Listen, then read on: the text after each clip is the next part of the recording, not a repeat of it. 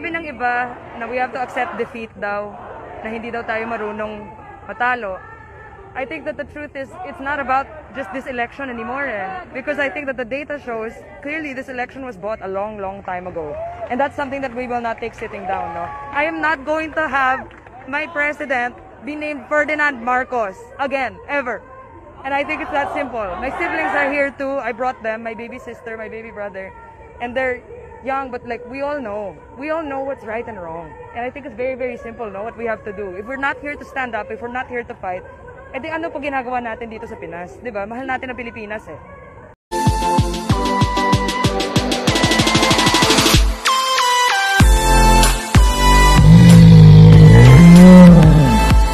Please subscribe your Palermo Stories. Eto pa, kung meron man pong anak ng politiko na busog ng pambabash ngayon, yan po ay si Kaki Cuneta Pangilinan. Sobra talaga ang tinatanggap na bashing nitong bata ito. Wala diba? na eh. Tatanggapin niya talaga. Ayaw niyang tumigil. Hanggat hindi siya tumitigil, hindi rin titigil ang bashing. Bukod po sa kanya mga post na talaga naman pong nakakapagtaka na rin kung bakit ayaw niya tumigil, ay nagpunta pa po siya sa Comelec kasama ang ilan niyang kaibigan at doon po siya nagsalita at meron siyang sinabi, I am not going to have my president be named Ferdinand Marcos again. Grabe. So ang sabi po niya, hindi daw siya nakahanda at hindi niya matatanggap na ang pangalan uli ng ating Pangulo ay Ferdinand Marcos. Alam mo Romel, ako'y nalulungkot para kay Kaki. Malungkot ako dahil yung katalinuhan kasi, inilalagay yan sa dapat kalagyan. Hindi ngayon at matalino ka, pwede mo na ikalat ang katalinuhan mo sa anumang gusto mong puntahan. Merong nagsabi sa akin na kaibigan kong profesor, you know, Nay, I believe. Ito ang aking belief ha, sabi niya. Palagay ko, yung batang yan, naririnig niya sa mga magulang niya, yung mga sinasabi niya. Kasi, kung ang mga magulang niya ay maganda ang sinasabi, maganda rin ang gagawin ng bata. Ako naman, may punto si Prof. Gusto ko namang isipin na hindi naman siya tinuturuan ni Sharon at saka ni Senador Kiko na sasabihin niya, may individual naman na katalinuhan yung anak nila. Palagay ko, kay Kaki lang yun ang palagay ko. Pero ang dami-dami nagsasabi sa akin, poor loser ang pamilyang ito. Hard loser ang pamilyang ito. Yun ang lumalabas ngayon na ng mga comment na kasi kumbaga natalo, na hindi pinalad, eto pa siya. Na sana kumukuha na siya ng simpatya para gumaangga ang lahat ng pakiramdam ng bawat isa sa kanila at saka ganun din sa iba. Wala sinundutan niya pa ng ganito kaya eto na. At saka Romel, hindi po ganun kasimple ang sabihin mo na hindi ko matatanggap na Ferdinand Marcos pa rin ang pangalan ng aking presidente. Sabi nga ni Rhea Reyes, lumayas ka sa Pilipinas, doon ka na tumira sa New York. Di ba? Ang daming nag-comment yan, Nay, umalis na siya daw dito, lumayas kayo, mamundok kayo. Ganon. Eto pa, kung ayaw mo kay Ferdinand Marcos, bakit? Gusto ka ba niya? Ay! Di ba? Nakakaloka. Eto pa, sino ka para magsabing ayaw mo kay Ferdinand Marcos uli, nakalagay uli. Bakit? Nanalo ba si Bongbong para sa iyo lang? Mga hard loser kayo. Sabi ganon. Oo. At sabi naman ni Direk Franny Zamora, ginusto ni Kaki yan. Ano bang alam niya sa martial law? Hindi ka pa mandugo nung panahon ng martial law. Ako nga, elementarya pa lang nun Ikaw pa kaya, nakailan ka lang ipinanganak.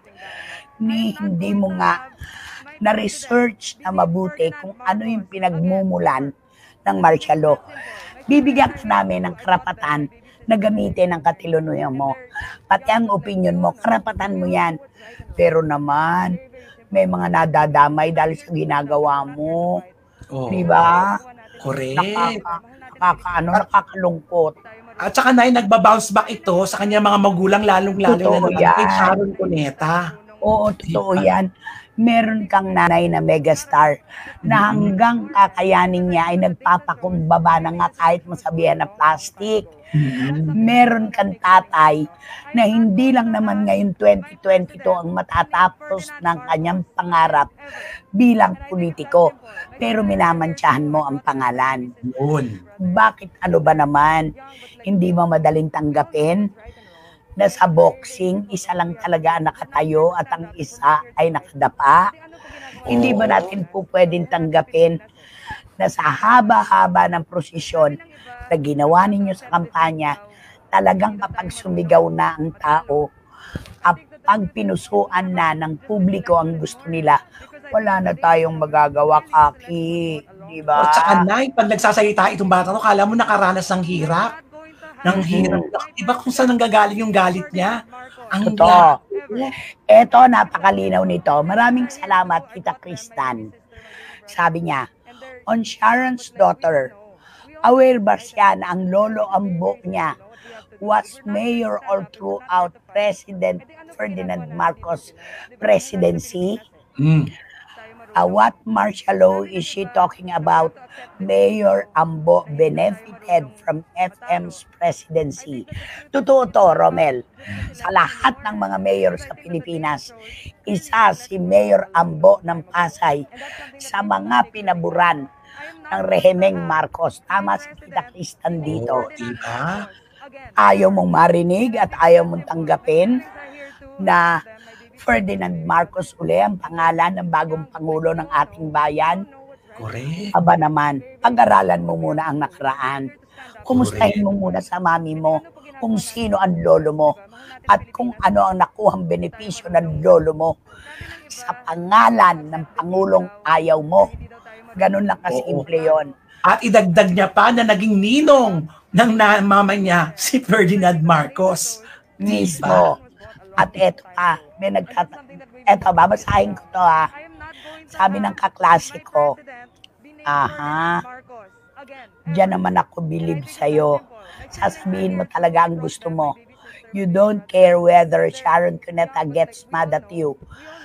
Alam mo sis, matagal na akong takot sa mga banta na ganyan. Mas gusto ko na nagpapakatotoo ako dahil ang aking opinion at konsensya ang sinusunod ko at hindi ilang tao na tinatakluban ang mga utak. Mas gusto ko na yon. Dahil ang programang ito ay hindi lamang para sa kanilang pamilya. Para ito sa mga CFMers.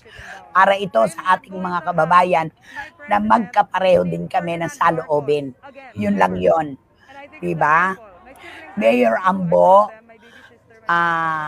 is a good friend of my Mayor Ambo was a good friend of my late Lola Emilia Raimundo de la Cruz. Magkatapat ang bahay nila sa Dasma. Tita Chris, thank you. At alam ko itong ano na to, totoo yun.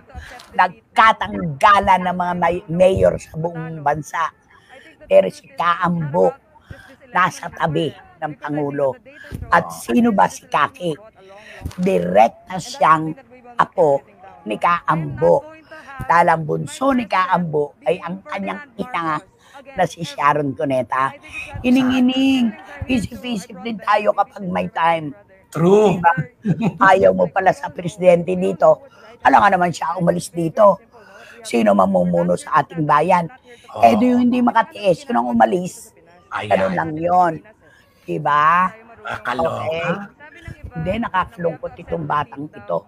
Nung gabi, bago bumagsak ang kortina sa huling gabi ng kampanya ng kakamping, ang dami nagte-text sa akin. Sino yung babae na nasa tabi ni Sharon habang nag-i-speech? Si Senator Kiko. Tinanong ko pa nga si Japs parang hindi ko siya makilala. Tapos nakatanggap ako. Ang sabi niya, eto ba, ano lang, hanapin ko lang medyo ano lang ito. Ayan. Sino yung babae sa likod ni Senator Kiko na akala mo isang donya na nakataas pa ang kilay at ang damit ay parang a-attend ng party at nakaglitters pa ang muka. Tanong ako na kung kanina, dahil si Kaki pala yun. Hindi kasi ako familiar sa kanya dahil sa ibang bansa nga siya nag-aaral. Diba? Totoo. Doon. Eto pa si Eddie Letada. Baka hindi alam ng Kaking ito na ang mama niya ay malapit sa pamilya Marcos. Marahil magkakontra sa politika pero magkaibigan silang personal. Dahan-dahan ka, Ineng. Makinig ka nga, Kaki ka talaga. Alam mo, ang dami-dami po dito na mga nagte-text na talagang hindi ko na po babasahin ng iba dahil yung nanay niya masasaktan para sa anak niya. Ang tanong, nanay, ano kaya ngayon nung naglabasan ng mga bashers, ano ngayon kaya ang sinasabi ngayon ni Sharon at ni Senator? Ayan. Kaki, alam mo ba na sa lolo mo nagsimula ang sugalan at kung ano ang illegal na gawain na may basbas. Nako, Ayan na. ayan, nakalkal na. Nagsalita ka lang sa Comelec. Nagsisigaw ka lang na ayaw mo uli maging Ferdinand Marcos ang Pangulo mo. Eto na. Nay, sana po suportahan na lang natin ang ating bagong presidente, Ferdinand Marcos Jr. Kahit anong mangyari, lahat tayo Pilipino para sa pagbabago. Sabi ni Toby Morabe na lot-lot ang kanyang pangulong, si Mayor Isko Moreno, na dapat lang namang malot-lot. Ayan, pero natatandaan niya, di ba? Oo, dapat ganun lang. Tapos na, tanggapin, ganon. Okay, marami pa akong kwento sa'yo tungkol kay Kaambo, kay Sharon at kay Kaki. Pero saka na lang, kapag tapos na ang mga kaguluhan, ay, mga pambiay pala ito. Okay. Maraming salamat po sa mga nagte-text na isinasa boses ko raw ang kanilang emosyon. Ganun po talaga. May mga natatalo na hindi natatanggap ang pagkatalo. May mga nagbubunyi na tahimik lamang.